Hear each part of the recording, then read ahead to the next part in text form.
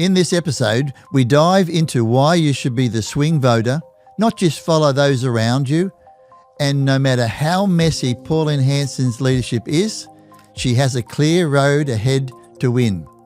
And why I believe the FIFA World Cup is rigged. Stay to the end to find out the most disgraceful corruption happening right now in Australia's politics and what it's all about.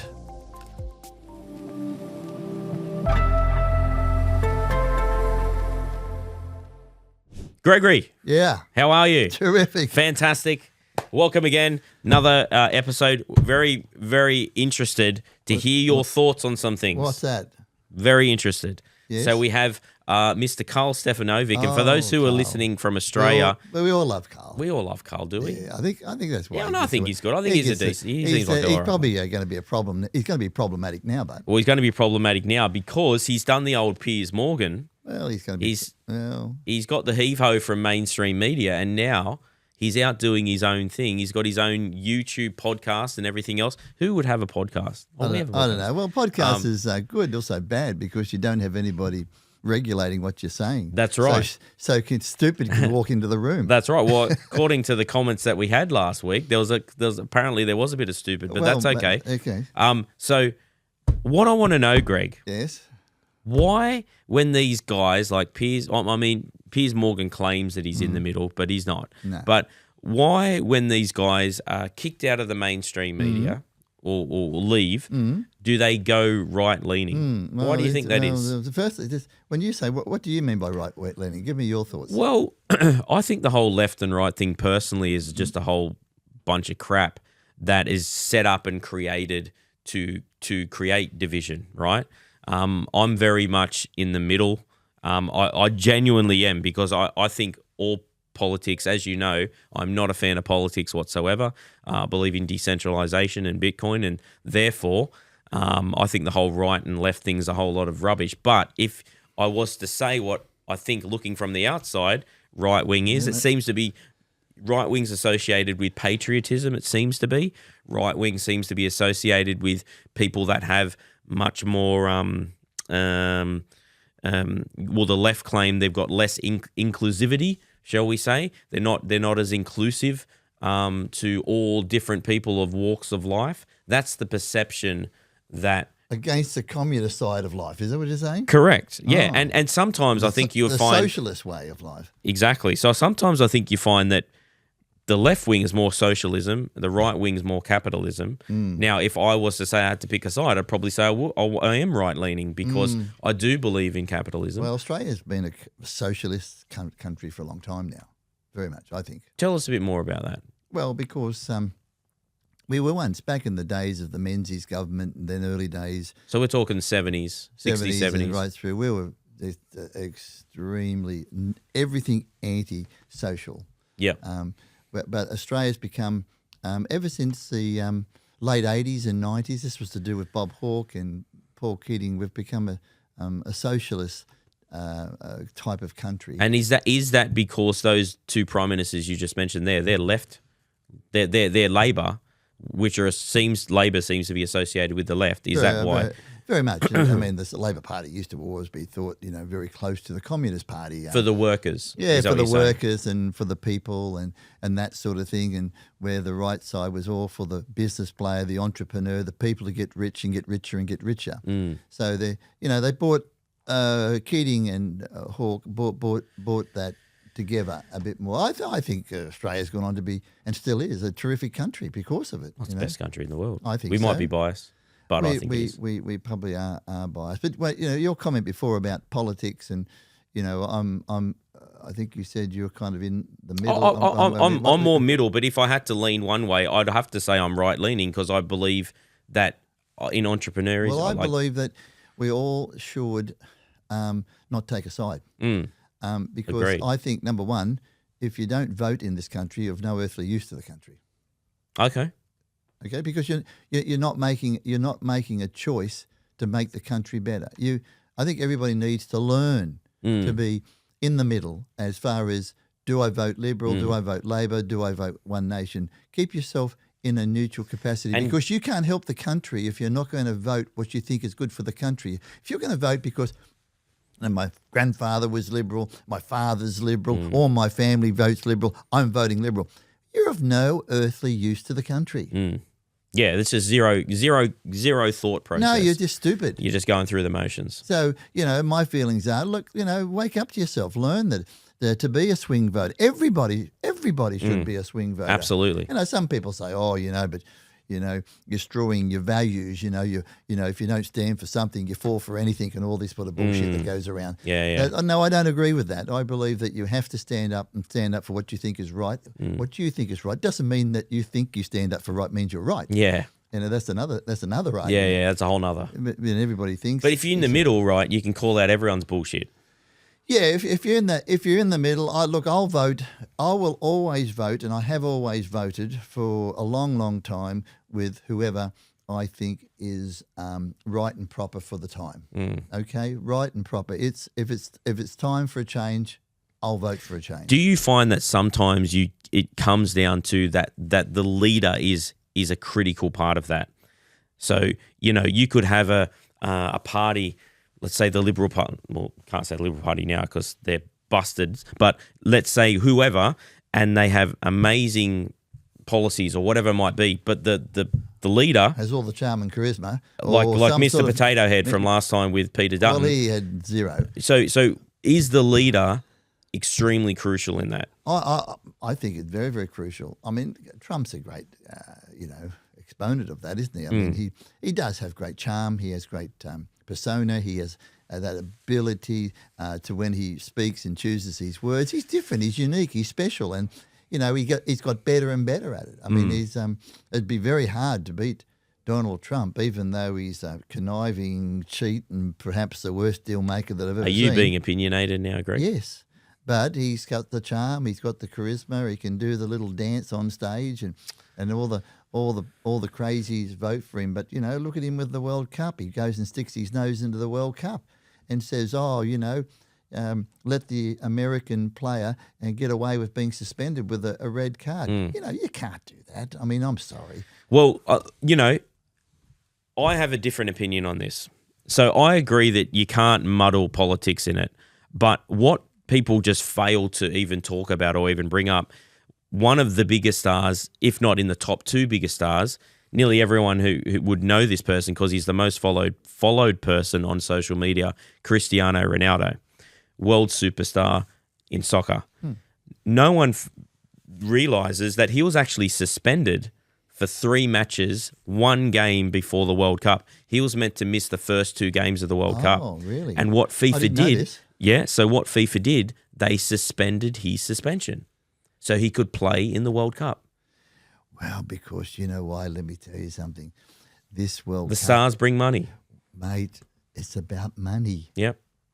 And, this bullfed who runs FIFA. Gianni Infantino or whatever. Yeah, infidel. Well, Infidel. I mean, he just, he's done everything wrong. He listened to Trump. He influenced. I don't think he's done everything wrong. Well, no, in this area, to listen to Trump, he interfered with the game inappropriately. But you know what? This is the most successful financial game in history. Yeah. The money finance and point. the groups and the countries that will win out of this is not big, but massive. And money wins over every time. I personally believe it's all rigged. I It's think rigged. I think the World Cup's rigged. I think they work it. They don't want the little nations to make it to the top. They want the Argentinas and the Frances to make it to the top. They want the big shots to make it to the finals. They don't want what has it got? Spain and Brazil and Argentina and France. And England. They want them in the finals. They don't want New Zealand in the final. They don't want Australia. They don't want bloody Japan in the finals. They don't want Egypt in the finals. They want the big nations. I think there's a subconscious thing that goes on there. I've been watching sport for decades, and people may agree or not, but I think there's a subconscious thing when there's bigger teams that subconsciously the referee favours them. And I don't know what it is. I'm not saying he's meaning to do it.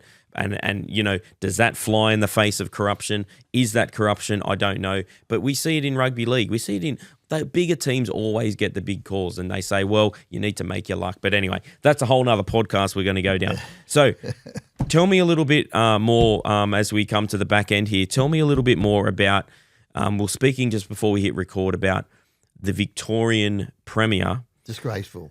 So we're talking about corruption in politics. Disgraceful. All right. So give us a bit of insight of those who may not know. Those who are in Victoria obviously know all about it. But in Victoria here in Australia, huge state, very, what's the second, population-wise, I think it's the second largest state.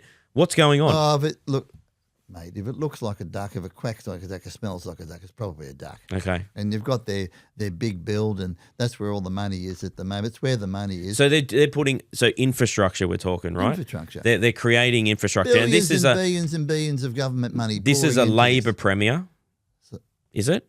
I think she's a Labor Premier. Yeah. That's good. I don't know my politics. I'm pretty sure she's okay. Labor. Anyway, at the end of the day, who cares if she's Labor or Liberal? She's Labor. You're saying she stinks of. Oh, it smells. It smells really bad. It's so smelly. It's horrible. Okay, so give us for those who don't know, give us a quick 30-second take on why it smells. The underworld is pretty clever because they decided we don't need to do drugs and all the bad things anymore. Why don't we go and make the money straight from the government's front door? Mm. So in other words, they got involved in the building industry. They came in and offered a service. Mediation service, wasn't it? I think that's it. So a mediation service between the building contractor and the builders. I mean, I'm taking a lot of my information from the paper and also from 60 Minutes who ran a story on it. But the reality is that you've got different players at all sorts of grubby levels, just getting right in there and finding a way to get a fee, a consulting fee. Yeah. A third-party fee, the old middleman fee. The old middleman. And then somebody asked, can you give us the documentation of what they do? Nothing. No, got nothing. They got nothing. They got the checks that they've cashed. They've got that part. Okay, so this is just another example of as we talk about, corruption in all forms of it. Now, let's swing a little bit to the side here, because I don't want to mix this up into the same sentence, because we know how everyone got all feisty in the comments when we're talking about Pauline Hanson. Come on, bring it on. Let's talk about feisty. Pauline was just, she's doing this, which I think is a great move. She's doing a country tour at the moment, and her and the Beetrooter, they're out there, right, and talking to the folks in the country. And who was there interviewing them in Albury? None other than the man we mentioned before, Mr. Carl Stefanovic. Special guests on his podcast. Get out of here. So what I want to know, Greg, is why, because we talked about leaders before, and in my opinion, it can be split down the middle on people who think that Pauline is a good leader and people who don't. A lot of people go, well, she's got a lot of great policies, but she delivers terribly, right? Shocking. It's a bumbling mess. That's my opinion. You might think different. Let us know in the comments if you do, and that's fine. But the policies are great, but there needs to be some kind of leadership happening there. What I want to know, Greg, is are the policies enough for Pauline to get over the line in 2 years' time? Doesn't matter. Look, a lot of people won't remember this, but Gough Whitlam, back in the early 70s, ran to be the Labor opposition leader. He ran to be Prime Minister. And you know what? The guy came on, and honestly, his theme was, it's time. Yeah, right. It's time. It's time. And he went, and of course, the Liberal government had been in power a long time, a long, long time. So he didn't win because he was a fantastic leader. Some people think he is. I don't think he was, but that's just my thought. He came into power. Of course, he was sacked a couple of years later because of his incompetence. But the reality is he got in with baseless changes. He got in because he had a theme. Yeah, he had a theme. And I think that Pauline is going to be a wrecking ball, similar to what happened with Gough Whitlam, because it's just time. So it doesn't matter that she can be a bumbling mess in talking. Really doesn't matter, because at the end of the day, people just want change. And when people want change, that happens. When the time's right, look, she gets away with a few other things. We talked about Clive Palmer before. I mean, there's a dopey idiot. I mean, he's a billionaire, but he's a dopey idiot, and he's been in politics for a long, long time, and he cannot get any traction. Will you want to come on the next podcast, Clive? Come and have a chat to us, Clive, because you're a bumbling idiot. And, because, you spend all this money trying to win a seat. You can't even win seats. No. I don't know what you won, but I know it wasn't much. Do you think it's just him wanting to donate his money? Like, why is he doing this anyway? Because sometimes, yes, his ego probably gets in the way and he spends all that money. But the reality is he got no traction. Nobody's interested in him. Nobody's going to follow him. Nobody's going to vote for him at the next election. End of story. But Clive, pour your billions of money in it. Go for it. Go for it, mate. Make the media companies rich. Okay, so this brings us all back as we come to a very sad end of this podcast, but that's okay, because we're going to be back next week, so don't fear. Silver Surfer 101. One thing, and the World Cup, that's the right. Politics, everything. It's a bit like the question we asked Claude. Claude, what is this all about? And what did Claude say? It's about the money. Money. It's about the money. So as we leave here, something for everyone to take away, I think, is what our message consistently is. You've got to be working outside the system, right? You've got it. You can't just the doing the same old. Entrepreneurship will save you, but if you're not an entrepreneur, you need to be thinking bigger. You need to be thinking out, because these systems, they're not built for the man. We all need to think, and that's the problem. We all don't think. Yeah, bit of common sense. Apply a little bit of it. People don't think. Think and be brave. Brave, I think, is another big one. Greg, always a pleasure. Thank you. See you next week. Cheers, mate. Bye.